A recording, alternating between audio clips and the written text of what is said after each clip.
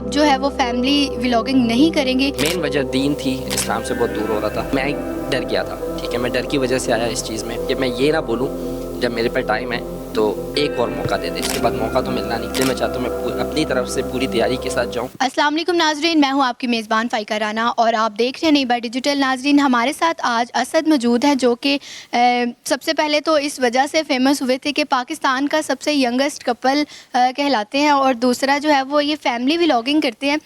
Vlogging की दुनिया में इन्होंने अपना इतना नाम बनाने के बाद अभी रिसेंटली एक व्लॉग जो है वो सोशल मीडिया पे अपलोड किया कि अब जो है वो फैमिली व्लॉगिंग नहीं करेंगे। तो इनसे जान लेते हैं कि क्या रीज़न है इसके पीछे फैमिली व्लॉगिंग को क्विट करने की। अस्सलाम वालेकुम, कैसी हैं आप? ठीक हैं जी वालेकुम अस्सलाम, मैं ठीक हूँ, आप बताएं। जी। अच्छा, आपका क्वेश्चन क्या था, वापस पूछेंगे? फैमिली व्लॉगिंग को क्विट करना, क्या रीज़न थी इसके पीछे?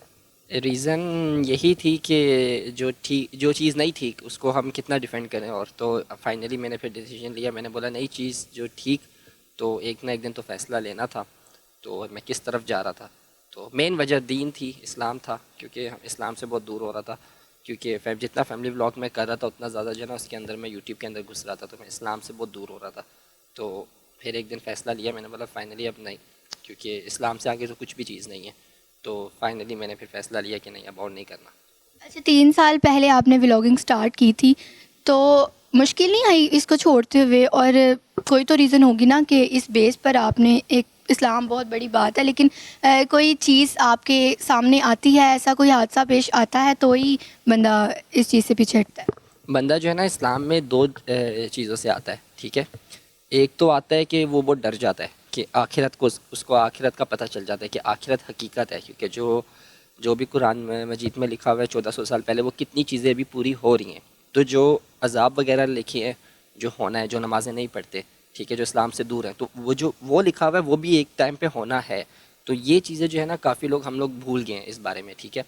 तो एक तो डर की वजह से इस्लाम में आता है बंदा, ठीक है। एक दूसरा आता है जो खूबसूरती लिखी हुई है कुरान में कि आखिरत में जैसे जन्नत का लिखा हुआ है, ये वो एक वो देख के बंदा आता है कि यार नहीं यार, जन्नत चाहिए तो आना है इस्लाम में, ठीक है। बेसिकली मैं डर गया था, ठीक है, मैं डर की वजह से आया इस चीज़ में।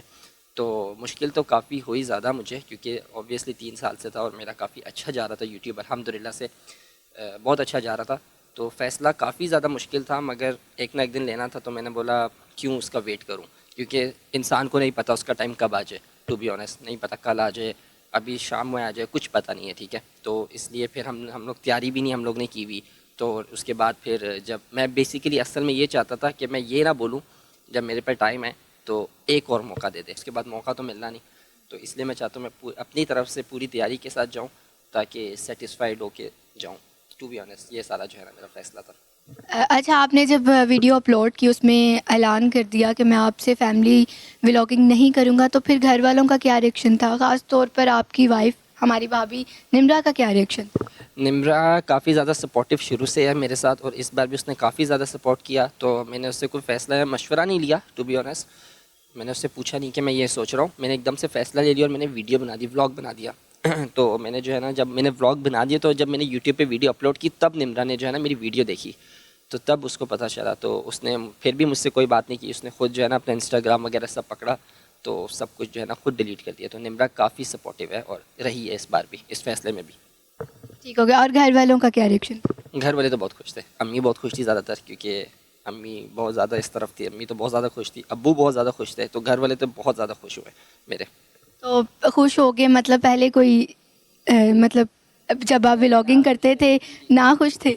ना खुश नहीं थे, अम्मी भी मेरे व्लॉग्स में आती थी तब, मगर वो होता है ना कि बेटा, चलो बेटा कुछ कर रहा है तो करने दे, हम बेटे को रोकेंगे तो बेटा सोचेगा कि मुझे रोक रहे, इस चीज़ से रोक रहे, मुझे करने नहीं दे रहे ज़िंदगी में कुछ। तो उस वजह से वो लोग मुझे कुछ बोलते नहीं थे, अब्बू भी खासकर।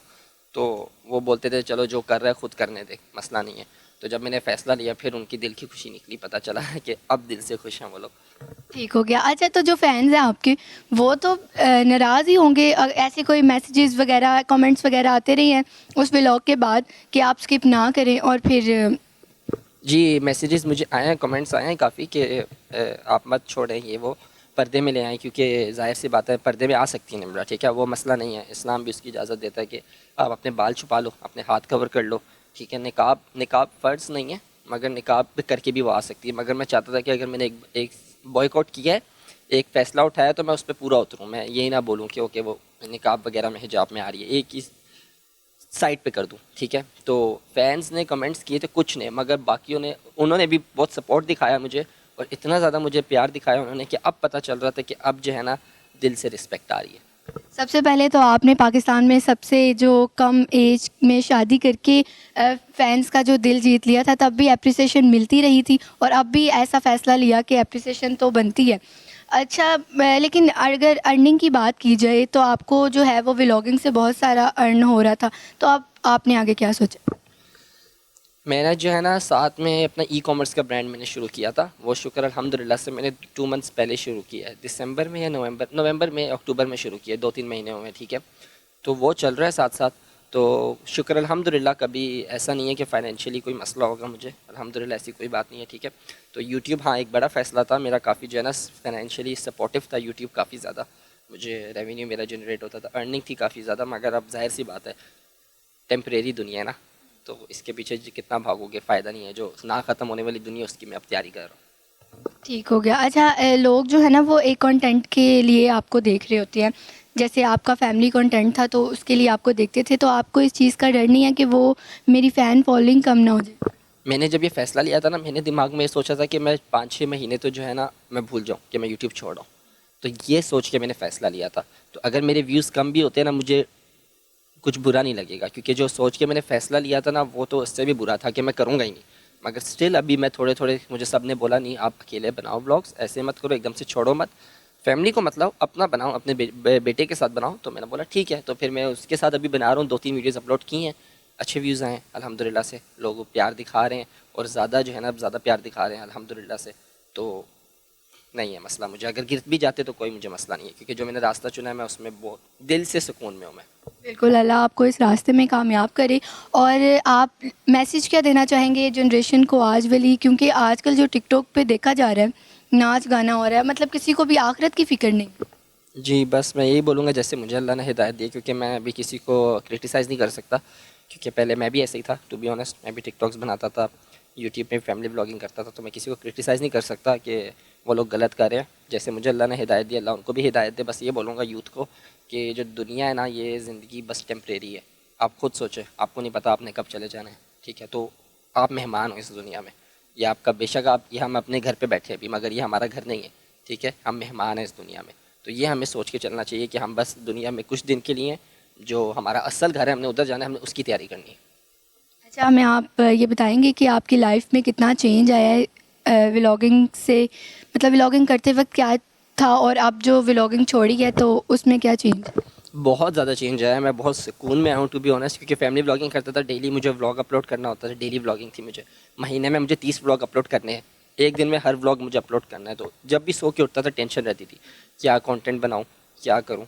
तो इधर चले गया कंटेंट बनाने के लिए, उधर चला गया, ठीक है, और फिर एडिटिंग करनी है, उसको अपलोड करना है, तो भाग दौड़ लगी रहती थी, सुकून में नहीं था मैं टू बी ऑनेस्ट, दिमागी ना। तो जब से छोड़ा है अल्हम्दुलिल्लाह से, ये रास्ता मैंने लिया है, तो मैं इतना सुकून में आ गया हूँ, इतना मुझे रिलीफ मिला है कि मैं चाह रहा था कि ये सुकून मैं ढूंढ रहा था काफ़ी देर से, जो फाइनली अब अल्हम्दुलिल्लाह मिल गया है। बहुत शुक्रिया असद।